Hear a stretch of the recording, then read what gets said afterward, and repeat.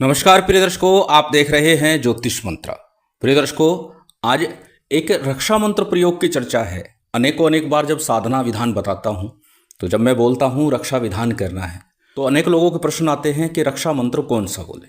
तो आज एक ऐसे रक्षा मंत्र प्रयोग की चर्चा है जो 3 ताली बजाने मात्र से ही आपकी हर प्रकार की रक्षा होती है। और ये रक्षा मंत्र केवल साधना विधान के लिए ही नहीं, उस परिस्थिति के लिए भी है यदि घर में बहुत अधिक सांप बिच्छू आ रहे हैं, उनसे बचाव के लिए, यदि चोर का भय होता हो, घर में आस पड़ोस में लगातार चोरियां चल रही हैं, उस परिस्थिति के लिए भी ये मंत्र प्रयोग किया जा सकता है। कहने का तात्पर्य, हर प्रकार से घर परिवार की रक्षा के लिए, सुरक्षा के लिए इस मंत्र का प्रयोग किया जा सकता है, और वो भी 3 ताली बजाने मात्र से। और जहां तक ताली की आवाज जाएगी वहां तक का क्षेत्र पूर्ण रूप से हनुमान जी महाराज की कृपा से रक्षित हो जाएगा।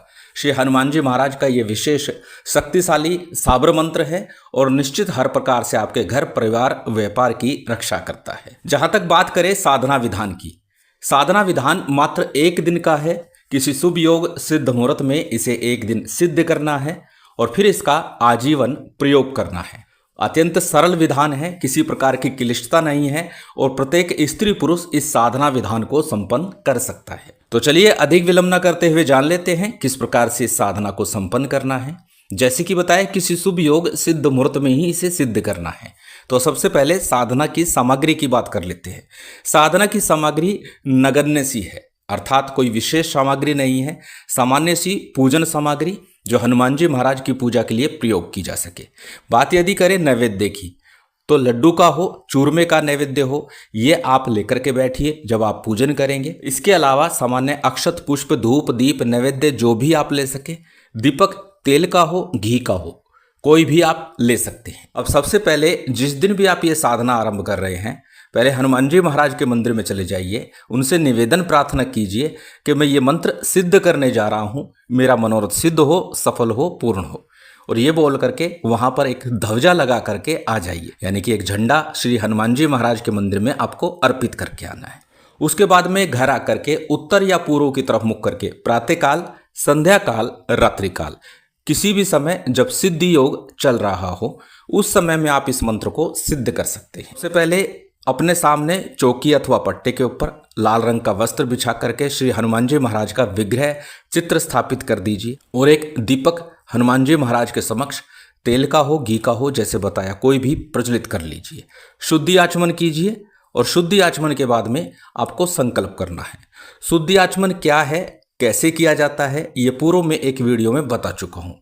और बिना आचमन के पूजा पूर्ण रूप से सफल नहीं होती है, इसीलिए पूर्ण विस्तार से उस वीडियो में बताया कि शुद्धि कैसे की जाती है, आचमन क्या होता है और फिर संकल्प कैसे लिया जाता है। तो आप उस वीडियो को देख लीजिए, जिससे कि आपको सुविधा हो और आपका मंत्र, आपकी साधना सफल हो। शुद्धि आचमन के बाद में आपको संकल्प लेना है। दाहिने हाथ में अक्षत लीजिए, पुष्प लीजिए, थोड़ा जल लीजिए और फिर अपना नाम, अपना गोत्र, उस दिन का तिथिवार नक्षत्र बोलिए और अपना मनोरथ बोलिए, अपनी कामना बोलिए।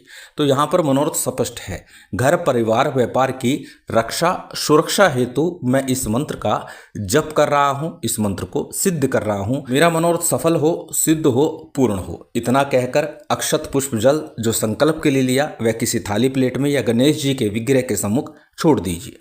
तत्पश्चात पंचदेवों का सामान्य पूजन कीजिए, गणपति का, गुरु का, कुलदेव, पितृदेव, स्थान देव। उसके बाद में सीताराम जी का, हनुमान जी महाराज का, भगवान शंकर का और भैरव जी का सामान्य सा पूजन, जो भी सामग्री, जितनी सामग्री आपके पास है उतने से कर लीजिए।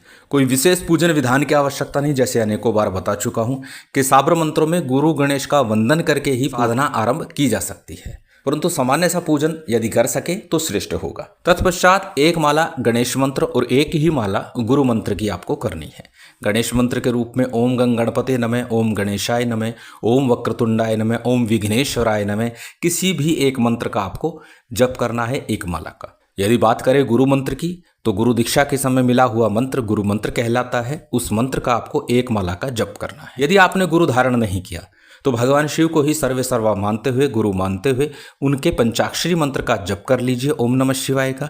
या फिर हमारे गुरुदेव द्वारा दिया गया मंत्र ओम परम तत्वाय नारायणाय गुरुभ्यो नमः, इस मंत्र का जप कर सकते हैं। अथवा ओम गुरु गोरक्षनाथाय नमः, इस मंत्र का जप भी कर सकते हैं जब आप साबर मंत्रों की साधना करते हैं। आज का मंत्र जैसे बताया साबर मंत्र है, तो साबर मंत्रों की चर्चा हो तो साबर सिद्धि मंत्र का 11 बार जप अवश्य कर लेना चाहिए। जैसे पूर्व में भी बता चुका हूं, जब गुरु दीक्षा ना ले रखी हो, गुरु धारण नहीं किया हो, तो इस मंत्र का जप करना अत्यंत श्रेष्ठ होता है। साबर सिद्धि मंत्र आपकी स्क्रीन पर है।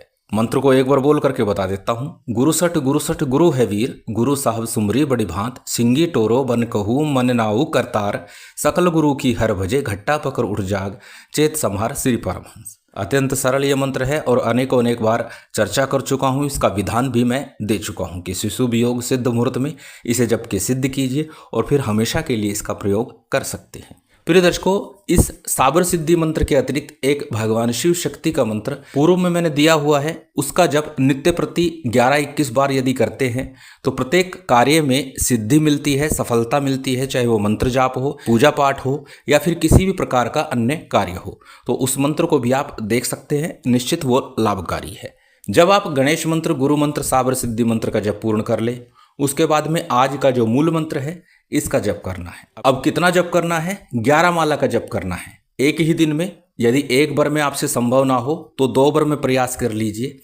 5 माला कीजिए, थोड़ा विश्राम कीजिए और उसके बाद पुनः 6 माला का जप कर लीजिए। इस प्रकार से भी करके आप कुल मिलाकर 11 माला का जप कर लीजिए। जब आपका 11 माला का जप पूर्ण हो जाएगा, उसके बाद में 1 माला का आपको हवन करना है। हवन के लिए लाल चंदन चूरा, काले तिल, जौ, गाय का घी और सामान्य जो हवन सामग्री है वो ले लीजिए। इन सभी को मिला करके 1 माला का हवन कर दीजिए। ये मंत्र पूर्णतः सिद्ध हो जाएगा, चैतन्य हो जाएगा और कभी भी आप इसका प्रयोग कर सकते हैं। जैसे कि आरंभ में बताया था, तो जहाँ तक ताली की आवाज़ जाएगी वहाँ तक का क्षेत्र आपके लिए रक्षित हो जाएगा, बंधित हो जाएगा, रक्षा घेरा बन जाएगा। हवन के उपरांत में भगवान की आरती कीजिए और जो भी नैवेद्य है उसका 5 बार थोड़ा थोड़ा हवन की अग्नि में ही भोग लगा दीजिए। भोग के उपरांत में जलाचमन कराइए, क्षमा प्रार्थना कीजिए, आसन को प्रणाम कीजिए और साधना से उठ जाइए। इसके बाद में जब भी इस मंत्र का प्रयोग करना हो तो 3 बार मंत्र का उच्चारण कीजिए और 3 ही बार ताली बजाइए। चलिए जान लेते हैं उस विशेष खास मंत्र को। मंत्र आपकी स्क्रीन पर है, स्क्रीनशॉट ले सकते हैं, किसी कॉपी नोटबुक में नोट कर सकते हैं। मंत्र को एक बार बोल करके बता देता हूं। ओम चौकी हनुमत वीर की, बाण ध्वजा फहराए, मारू मारू मारुत सुत, मुष्टि शत्रु नशाए, मेरे इष्टदेव रामचंद्र जी, अगवा हनुमत वीर, चौकी सुदर्शन चक्र की, रक्षा करे शरीर, टोना ब्रह्मा भूत प्रेत, संग डाइन डाई, सांप बिच्छू चोरबट, सब कुछ निष्फल जाई। पहले मंत्र को याद करना, ये बात मैं अक्सर बोलता हूँ। मंत्र को पहले अच्छे से याद करें, याद करने के बाद कंठस्थ करने के बाद ही साधना करनी चाहिए। अत्यंत सरल विधान है इस मंत्र का, एक ही दिन का विधान है और ये मंत्र हमेशा के लिए आपके लिए सिद्ध हो जाता है और फिर कभी भी आप इसका प्रयोग कर सकते हैं। 3 बार मंत्र बोलिए, 3 बार ताली बजाइए और निश्चिंत हो जाइए, आप हर प्रकार से सुरक्षित हैं। श्री हनुमान जी महाराज महामाई की विशेष कृपा आप सभी को प्राप्त हो, यही कामना है और उम्मीद करता हूँ आज की ये जानकारी, ये वीडियो आपको अच्छी लगी होगी। यदि अच्छी लगी हो तो कृपया लाइक कीजिएगा, शेयर कीजिएगा। यदि चैनल पर नए हैं तो सब्सक्राइब कर बेल आइकन बटन दबा दीजिएगा। जय माता दी, जय श्री राम।